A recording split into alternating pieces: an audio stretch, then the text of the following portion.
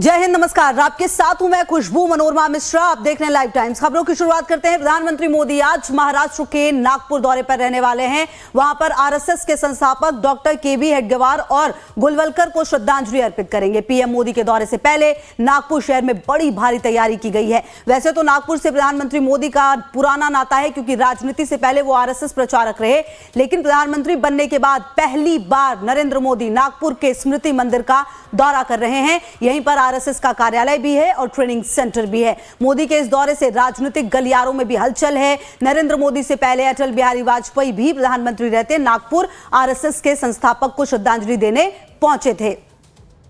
तो नागपुर दौरे पर हैं प्रधानमंत्री मोदी और निश्चित तौर पर काफी महत्वपूर्ण ये दौरा माना जा रहा है। और आप समझिए कि किसी संवैधानिक पद पर रहते हुए प्रधानमंत्री रहते हुए ये पहली बार ऐसा मौका है जब प्रधानमंत्री की मौजूदगी नागपुर में होने वाली है इस तरह के कार्यक्रम में। और आज का ये कार्यक्रम महत्वपूर्ण इसलिए भी क्योंकि इससे राजनीतिक गलियारों में भी ये पूरे चर्चा का विषय आरएसएस के संस्थापक को श्रद्धांजलि देंगे प्रधानमंत्री मोदी। बेहद महत्वपूर्ण ये दौरा माना जा रहा है और कहा यह भी जा रहा है कि मोहन भागवत से भी मुलाकात हो सकती है। तो वो मुलाकात कितनी महत्वपूर्ण होगी वो भी आप समझ सकते हैं। इसके अलावा कई अन्य कार्यक्रम नागपुर में भी और उसके बाद अन्य जगहों का भी दौरा। लेकिन इस बीच सबसे महत्वपूर्ण ये कि नागपुर दौरे पर प्रधानमंत्री मोदी रहने वाले हैं और कहीं ना कहीं जो ये पूरा कार्यक्रम है ये अपने आप में खास इसलिए क्योंकि डॉक्टर केबी हेडगेवार को श्रद्धांजलि देने के साथ ही साथ अनुसंधान केंद्र की प्रधानमंत्री मोदी आधारशिला भी रखने वाले हैं। ये दौरा खास इसलिए भी क्योंकि प्रधानमंत्री रहते हुए पहली बार आरएसएस के जो कार्यालय है यहां पर पहुंचने वाले हैं प्रधानमंत्री मोदी। और अपने आप में यह बेहद महत्वपूर्ण होगा देखना कि आखिरकार जब मोहन भागवत से मुलाकात होगी तो क्या कुछ खास तस्वीरें वहां से निकलकर सामने आती हैं।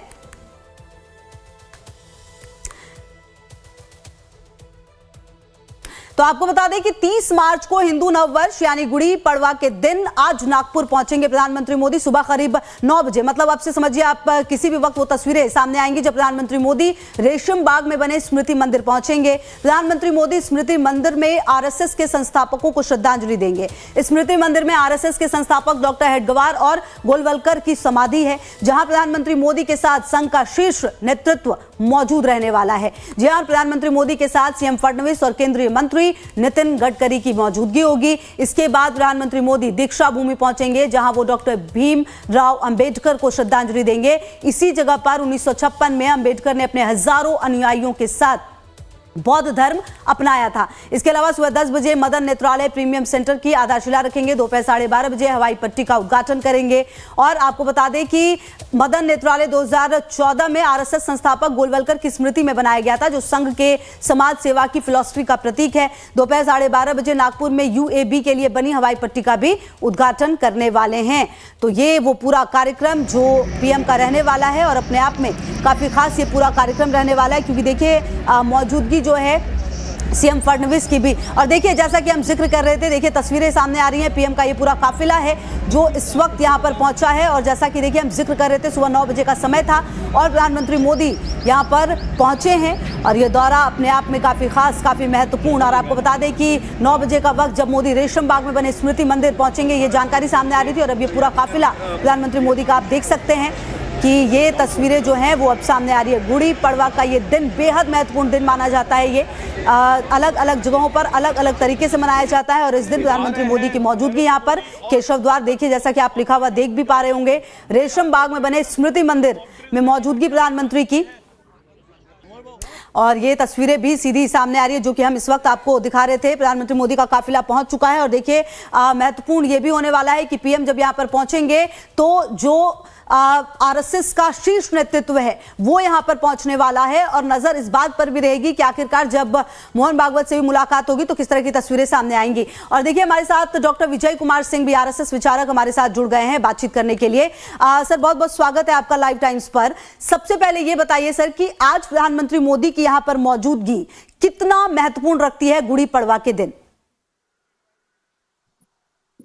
देखिए ये तो वहां का पर्व है, हम लोग तो उसको वर्ष प्रतिपदा कहते हैं। वर्ष प्रतिपदा के दिन अगर जो है हमारे संघ के मुख्य कार्यालय पे कोई भी आता है तो वो उसके लिए भी बहुत अच्छा होता है और हम लोगों के लिए भी गर्व का विषय होता है।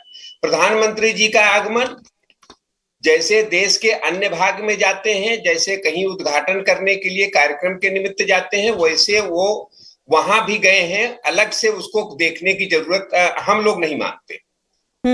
अच्छा डॉक्टर विजय, प्रधानमंत्री रहते हुए पीएम मोदी पहली बार नागपुर पहुंच रहे हैं, आरएसएस के कार्यालय पहुंचेंगे, वहां पर मुलाकात भी मोहन भागवत से भी होगी, ये जानकारी भी सामने आ रही है। ये अपने आप में काफी खास है। ये हम लोगों को लगता है कि वो पहली बार नागपुर जा रहे हैं, लेकिन अगर आप उनके इतिहास को देखेंगे तो नागपुर की यात्रा और संघ कार्यालय की यात्रा उनकी पहली यात्रा माननीय प्रधानमंत्री जी की नहीं है। प्रधानमंत्री होने के बाद उनकी व्यस्तताएं हैं, प्राथमिकताएं देश है, और देश की प्राथमिकताओं के कारण अगर वो संघ कार्यालय या नागपुर किसी कार्यक्रम में नहीं जा पाए या गए तो कार्यालय नहीं जा पाए, तो ये सामान्य प्रक्रिया है। इसको हम लोग, हमें नहीं लगता कि इसको और किसी भाव से देखा जाना चाहिए। अच्छा डॉक्टर विजय, जब यहाँ पर पहुंचेंगे तो जो आरएसएस के संस्थापक हैं उनको भी श्रद्धांजलि दी जाएगी, इन तस्वीरों पर नजर रहने वाली है, कितना खास ये होने वाला है? हम आपसे बताएं कि राष्ट्रीय स्वयंसेवक संघ के संस्थापक पूज्य डॉक्टर केशव बलिराम हेडगेवार जी हम सबके श्रद्धा, हर भारतीय के श्रद्धा के केंद्र हैं। और प्रधानमंत्री जी अगर उनके अभिवादन में, उनके सम्मान में वहां जाते हैं तो ये भारतीय परंपरा का हिस्सा है। इसके पहले बहुत सारे राष्ट्रपति, बहुत सारे प्रमुख लोग वहां जा चुके हैं और उसी कड़ी में इसको देखा जाना चाहिए। अच्छा, जिस तरह का आज पूरा कार्यक्रम रहने वाला है डॉक्टर विजय, वो क्या कुछ कार्यक्रम रहने वाला है आज प्रधानमंत्री मोदी का? जैसा कि लगातार हम दिखा भी रहे थे, कई महत्वपूर्ण योजनाएं हैं जिसका आज आरंभ होने वाला है। हाँ, जो योजनाएं वो नागपुर में शुरू करने जा रहे हैं। जो हमारे नेत्र चिकित्सालय का उद्घाटन है वो राष्ट्र की धरोहर है और राष्ट्र उत्थान के लिए, नागरिकों के लिए बहुत ही उपयोगी होगा। और ऐसे ही जन कल्याण के योजनाओं के उद्घाटन में और जन कल्याण के कामों में प्रधानमंत्री हमेशा योगदान देते रहते हैं। उसी में से नागपुर का भी एक कार्यक्रम है। चूंकि हमारे संघ का वहां केंद्र है, इस वजह से ये चर्चा का विषय ज्यादा हो गया है, लेकिन हमें नहीं लगता कि उसको हमको किसी और नजर से देखने की जरूरत है। हमारे लिए, स्वयंसेवकों के लिए ये खुशी की बात है कि भारत का प्रधानमंत्री हमारे संघ कार्यालय अगर जा रहा है तो वो हम सबको लिए सुखद है और इससे राष्ट्रोत्थान में स्वयंसेवकों की भूमिका को बल मिलेगा, ऊर्जा मिलेगी, ऐसा हम विश्वास करते हैं। अच्छा डॉक्टर विजय, एक बात ये भी बताइए, आप भले ही बार बार जब से बात हमारी शुरू है आप लगातार ये कह रहे हैं कि ये बहुत ही नॉर्मल सी चीज है, लेकिन कहीं ना कहीं प्रधानमंत्री रहते हुए पीएम का यहाँ पर आना अपने आप में खास हो जाता है। जब मुलाकात मोहन भागवत से होगी तो वो चर्चा का विषय तो बनेगी डॉक्टर विजय। देखिए, आपको ध्यान होगा प्रणब मुखर्जी जी ना राष्ट्रीय स्वयंसेवक संघ से जुड़े थे, ना भारतीय जनता पार्टी से जुड़े थे, लेकिन हमारे संघ कार्यालय गए थे। आज अगर भारत का प्रधानमंत्री संघ कार्यालय जा रहा है तो वो हमारे लिए सुखद है, लेकिन कोई विशेष नहीं है।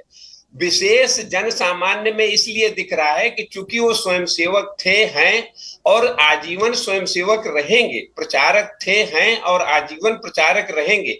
उस दृष्टि से जो तुष्टीकरण की भावना में लोग जी रहे हैं और जो भारत को तुष्टीकरण के जंजाल में हमेशा फंसाए रखते हैं, उनका ये काम है कि संघ कार्यालय वो जा रहे हैं तो क्यों जा रहे हैं।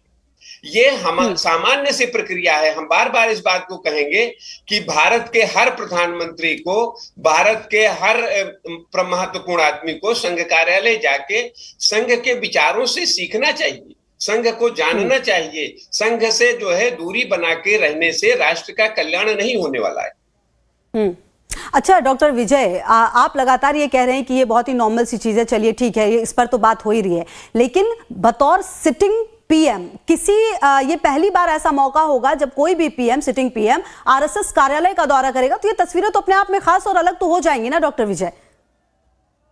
आपको ये ध्यान होगा कि खुशबू जी वो जो है संघ कार्यालय नहीं जा रहे हैं, वो वहां पे नेत्र चिकित्सालय के उद्घाटन में जा रहे हैं। चूंकि वहां संघ कार्यालय है और संघ के जुड़े हुए रहे हैं, संघ का उनका अपना पहले से परिचय रहा है, वो संघ के परिवार के एक सदस्य हैं, तो वहां जा रहे हैं किसी काम से, अगर हमारा मुख्य स्थान वहां है ठीक है। तो आपके पास आती हूँ डॉक्टर विजय, कुछ तस्वीरें सीधे सामने आ रही हैं जो हम अपने दर्शकों को दिखा रहे हैं इस वक्त टीवी स्क्रीन पर। हम वापस आपके पास आते हैं, आगे भी ये बातचीत जारी रहेगी। और डॉक्टर हेडगेवार स्मारक समिति देखिए यहाँ पर पहुंचे हैं पीएम, और ये तस्वीरें जो हैं ये अपने आप में खास, मोहन भागवत की मौजूदगी, सीएम फडणवीस की भी मौजूदगी, यहाँ पर नितिन गडकरी केंद्रीय मंत्री को भी आप देख पा रहे हैं। और देखिए यहाँ पर श्रद्धांजलि अर्पित की है पीएम ने, पुष्प अर्पित करते हुए नजर आ रहे हैं। ये सीधी तस्वीरें हम आपको दिखा रहे हैं। ये तस्वीरें अपने आप में काफ़ी खास है, काफ़ी महत्वपूर्ण है। हालांकि देखिए जिस तरीके से ये पूरा कार्यक्रम रहा है, और ये होगा, इससे पहले आपको बता दें 2007 में अटल बिहारी वाजपेयी ने डॉक्टर हेडगेवार स्मारक स्मृति मंदिर का दौरा किया था। हालांकि तब वो प्रधानमंत्री नहीं थे, लेकिन आपको बता दें कि मोदी आखिरी बार 16 जुलाई 2013 को लोकसभा चुनाव 2014 की मीटिंग में शामिल होने मुख्यालय आए थे। और ये पहला मौका है जब कोई भी सिटिंग प्रधानमंत्री आरएसएस मुख्यालय जो है यहाँ पर पहुंचे हैं। और ये तस्वीरें जो हैं वो अपने आप में काफ़ी खास हैं। और ये हम आपको सीधी तस्वीरें भी दिखा रहे थे कि किस तरह से पीएम यहाँ पर पहुंचे, पुष्प अर्पित करते हुए, श्रद्धांजलि अर्पित करते हुए नजर आए हैं प्रधानमंत्री। ये देखिए, और इस पूरे कार्यक्रम की शुरुआत हो चुकी है और अब जो अन्य कार्यक्रम है नजर उस पर भी होगी। मोहन भागवत की भी लगातार मौजूदगी है। और लगातार देखिए प्रधानमंत्री जब यहाँ पर पहुंचे हैं, तो इससे पहले आपको ये भी बता दें कि पूरी तरह से जो नागपुर है वो तैयार कहीं ना कहीं। और ये पूरा शेड्यूल अगर आप समझिए तो सुबह 10 बजे का वक्त है जब माधव नेत्रालय प्रीमियम सेंटर की एक्सटेंशन बिल्डिंग की आधारशिला रखेंगे पीएम। जनसभा को भी यहाँ पर संबोधित करेंगे। इसके अलावा 12:30 बजे solar defence and aerospace limited में लोटरिंग म्यूनिशन टेस्टिंग रेंज और यूएवी के लिए जो रनवे बना है उसका भी उद्घाटन करेंगे। और अभी आप देख रहे थे कि किस तरह से स्मृति मंदिर के दर्शन करने के लिए पीएम पहुंचे, और अब से यहाँ इसके बाद दीक्षा भूमि भी जाएंगे प्रधानमंत्री मोदी। तो ये पूरा कार्यक्रम जिसकी शुरुआत हो चुकी है में है, प्रधानमंत्री पहुंच चुके हैं। तस्वीरें भी सामने आ रही थी जब पुष्पांजलि अर्पित करते हुए नजर आए थे। और इन तस्वीरों के बीच आपको बता दें कि प्रधानमंत्री मोदी का ये दौरा अपने आप में काफी खास, काफी महत्वपूर्ण हो जाता है। डॉक्टर देखिए, ये थोड़ी देर पहले की तस्वीरें जब डॉक्टर हेडगेवार को भी श्रद्धांजलि दी थी और मोहन भागवत से भी बातचीत करते हुए नजर आए थे। ये अपने आप में काफी खास और काफी महत्वपूर्ण है, क्योंकि आप देखिए जिस तरीके से कुछ देर के बाद अब केशव कुंज भी यहाँ पर ये तस्वीरें भी सामने आई थी। और आपको बता दें कि हिंदू नववर्ष के पहले दिन होने वाले आरएसएस के प्रतिपदा कार्यक्रम में भी शामिल होंगे। अच्छा, डॉक्टर विजय की भी मौजूदगी हमारे साथ है। डॉक्टर विजय, ये जो पूरा कार्यक्रम प्रतिपदा कार्यक्रम होता है, ये क्या होता है जिसमें पीएम की मौजूदगी होने वाली है, अगर आप हमारे दर्शकों को बता पाएं। आज राष्ट्रीय स्वयंसेवक संघ के स्थापना का दिन है, नवरात्र के प्रारंभ का दिन है, और संवत्सर के जो है परिवर्तन का दिन है। तो ये हम लोग, और इसमें सबसे और खास बात है कि हमारे आद्य सरसंघ चालक डॉक्टर केशव बलिराम हेडगेवार जी का जन्मदिन भी, और ये सारे चीजें मिला के खास हो जाती हैं, और सब चीजें भारत की सनातन संस्कृति से अपने को जोड़ती हैं। और ऐसे महत्वपूर्ण दिन पे अगर भारत का नेतृत्व करने वाले यशस्वी प्रधानमंत्री का हमारे संघ कार्यालय पे आगमन होता है, तो ये हम स्वयंसेवकों के लिए गर्व का विषय है।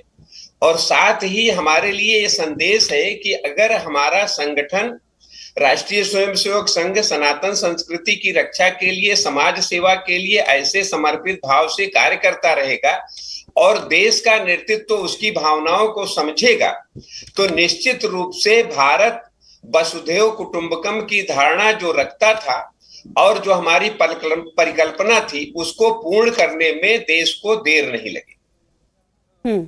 अच्छा डॉक्टर विजय, जिस तरह से यहाँ पर पीएम पहुंचे हैं, वो तस्वीरें भी लगातार हम अपने दर्शकों को दिखा रहे थे।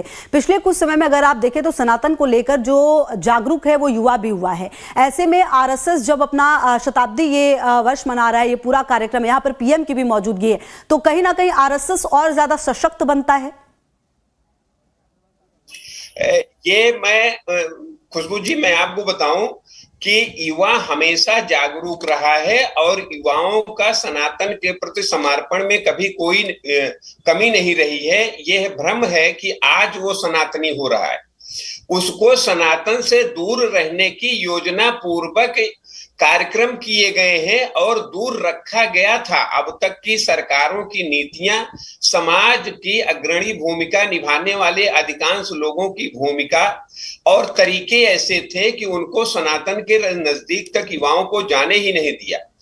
आज का युवा गौरवशाली है, भाग्यशाली है कि उसको ये सारी चीजें आसानी से उपलब्ध हो रही हैं, शिक्षा में बदलाव हो रहा है, समाज की परिस्थितियां बदल रही हैं, सोच बदल रहा है और जिस वातावरण में आज का युवा जी रहा है उसमें वो सनातन के महत्व को आसानी से समझने पाने में सक्षम बन रहा है, जिस वजह से सनातन का प्रभाव बढ़ रहा है। और भारत का युवा सनातनी था, उसको सनातनी बनने नहीं दिया जा रहा था, वो बाधा खत्म हो गई है। अब बाधा खत्म हो जाने के बाद पूरा राष्ट्र जो है, ये चीज आपको बता दें कि राष्ट्रीय स्वयंसेवक संघ वर्चस्व नहीं चाहता, विचारधारा का वर्चस्व चाहता है देश पे, और हर नागरिक को संघ की शाखा के माध्यम से उसको विकसित करता है। विकसित समाज की मानसिकता विकसित हमारे जो सनातन संस्कृति के हिसाब से अगर हो जाती है तो राष्ट्र का निर्माण उसी अनुरूप जब होता है तो संघ का अपना कोई नहीं है। आप ध्यान देंगे कहीं भी किसी कार्यक्रम में संघ का प्रचारक, संघ का महत्वपूर्ण कार्यकर्ता अपनी भूमिका दिखाने के लिए कभी आगे आगे नहीं चलता। नेतृत्व वो हमेशा समाज को देता है और समाज को नेतृत्व देके उसके पीछे वो समाज अनुरूप चल रहा है कि नहीं चल रहा है, केवल वो ये देखता है। संघ का कार्यकर्ता नेतृत्व और वर्चस्व न कभी चाहता था और न कभी चाहता है, वो तो सनातन संस्कृति का पुनरुत्थान चाहता है और भारत का वर्चस्व विश्व में चाहता है। जी अच्छा डॉक्टर विजय, प्रधानमंत्री मोदी की अगर बात करें तो 8 साल के थे तब से आरएसएस से जुड़े हुए हैं। 2025 में भी 2 मौके आए जब उन्होंने खुलकर आरएसएस की तारीफ की। उन्होंने कहा कि आरएसएस ने उनको जीना सिखाया है और काफी मजबूत बनाया है। ऐसे में अब जब प्रधानमंत्री की मौजूदगी होती है तो निश्चित तौर पर यह समझ में आता है कि आरएसएस किस तरीके से काम कर रही है और कहीं ना कहीं खुद प्रधानमंत्री मोदी भी कई मौकों पर तारीफ करते नजर आते हैं। ये हम खुशबू जी बताएं कि हमारे एसएसबी भारत के प्रधानमंत्री ने जो कहा वो केवल उनके साथ की घटना नहीं है।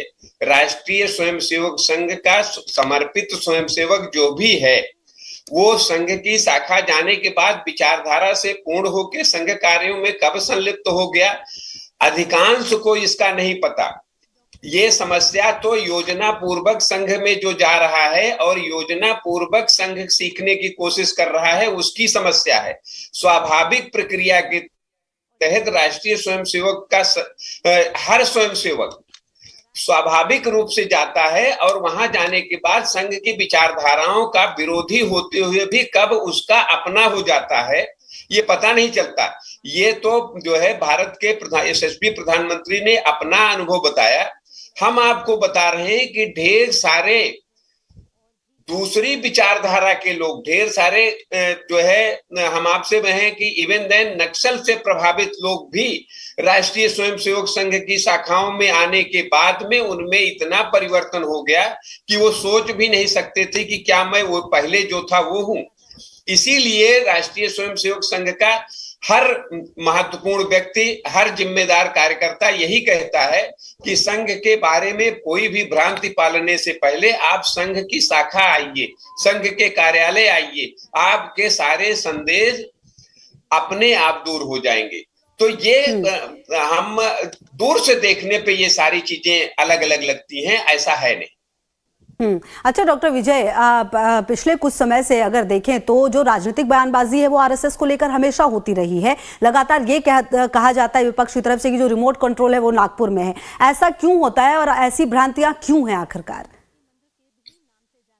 ये जो राजनीतिक बयानबाजियां हैं ये डर है, ये भय है, इसलिए कि भारत को जिस ओर और जिस कुएं में डालने की कोशिश हो रही थी, जिस तरीके से भारत की मर्यादाएं छिन्न भिन्न की जा रही थी, जिस तरीके से योजना पूर्वक भारत के सनातन संस्कृति को नष्ट करने का प्रयास किया जा रहा था, उसमें सबसे बड़ी बाधा राष्ट्रीय स्वयंसेवक संघ को ये सारे विपरीत मानसिकता के लोगों ने मान लिया है कि अगर इसमें कोई सबसे बड़ी बाधा है तो वो राष्ट्रीय स्वयंसेवक संघ है।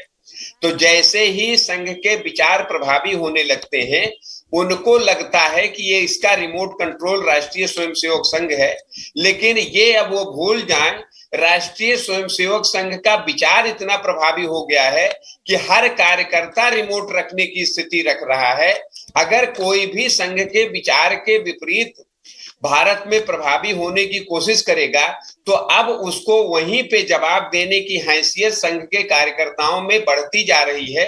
तो अब रिमोट कंट्रोल नागपुर से जरूरत नहीं है, बल्कि रिमोट कंट्रोल रखने की शक्ति का केंद्र नागपुर है। वो नागपुर के केंद्र केवल व्यक्ति और वो बिल्डिंग नहीं है, बल्कि वो विचार है जो आद्य सरसंघ चालक जी ने स्वयंसेवकों को दिया है। और उन विचारों का जीवन जीने वाला, उन विचारों को अपने जीवन में आत्मसात करने वाला भारत का हर नागरिक स्वयंसेवक है। और वो स्वयंसेवक भारत के विकास में अपनी भूमिका निडर होकर निभाने की क्षमता रखता है। ऐसा राष्ट्रीय स्वयंसेवक संघ के कार्यकर्ता के रूप में हमने अनुभव किया है। अच्छा डॉक्टर विजय, एक सवाल ये भी है और जवाब इसका भी दीजिएगा कि जब आरएसएस बना, जब इसकी नींव रखी गई और आज अब इतने समय के बाद आरएसएस में क्या फर्क देखते हैं और क्या कारण नजर आता है कि अब आरएसएस को लेकर जो एक सोच है वो बदली है? राष्ट्रीय स्वयंसेवक संघ की स्थापना विषम परिस्थितियों में विपरीत विचारधारा की बाहुल्यता या विपरीत विचारधारा के प्रभाव में हुई थी। और संघर्षों से ही राष्ट्रीय स्वयंसेवक संघ का आज तक पाला पड़ता रहा है। संघर्ष ही उनका मुख्य लक्ष्य रहा है, संघर्षों को झेलना। और आज जैसा कि आप कह रही हैं, कोई बदलाव नहीं है। हम आपको बता रहे हैं, अगर कहीं बदलाव कोई दिखता है तो आपको वो ये समझ लेना चाहिए कि संघ की विचारधारा को जीने वाले व्यक्ति और संघ में संघ के नाम से संघ के विचारधारा को नहीं जीने वाले लोगों के बीच में जब कोई वैचारिक विवाद या कोई समस्या आती है और सोसाइटी में, समाज में वो रिफ्लेक्ट करती है, उसको जो है अर्थ का अनर्थ लगा के समाज के सामने पेश किया जाता है, उसमें भ्रांतियां दिखती हैं। लेकिन राष्ट्रीय स्वयंसेवक संघ की विचारधारा को जीने वाला कश्मीर से कन्याकुमारी तक कहीं बैठा हो, भारत के प्रधानमंत्री के पद से लेके एक चतुर्थ श्रेणी के कर्मचारी के पद पे बैठा हुआ कोई भी हो, सबके नेक इरादे हैं और सबकी नेक सोच है। उनके बीच में न कोई मतभेद है और मनभेद तो स्वप्न में हो भी नहीं सकता। अगर कोई भेद आता है तो राष्ट्र निर्माण में काम करने के तरीके में आ सकता है, और उस काम करने के तरीके को राष्ट्रीय स्वयंसेवक संघ हमेशा वैचारिक मंथन से दूर करता है। और वैचारिक मंथन के अगर किसी में प्रवीणता है तो राष्ट्रीय स्वयंसेवक संघ के स्वयंसेवकों में है। अगर विपरीत विचारधारा के लोगों की भावनाओं को भारतीय परिदृश्य में बदल देने की अगर क्षमता किसी में है, राष्ट्र निर्माण ठीक है डॉक्टर विजय, काफी महत्वपूर्ण बातें आपने कही हैं और लगातार तमाम तस्वीरों पर भी नजर रहेगी। फिलहाल बहुत शुक्रिया आपका हमारे साथ जुड़ने के लिए और बातचीत करने के लिए। तो देखिए, पीएम की मौजूदगी है नागपुर में।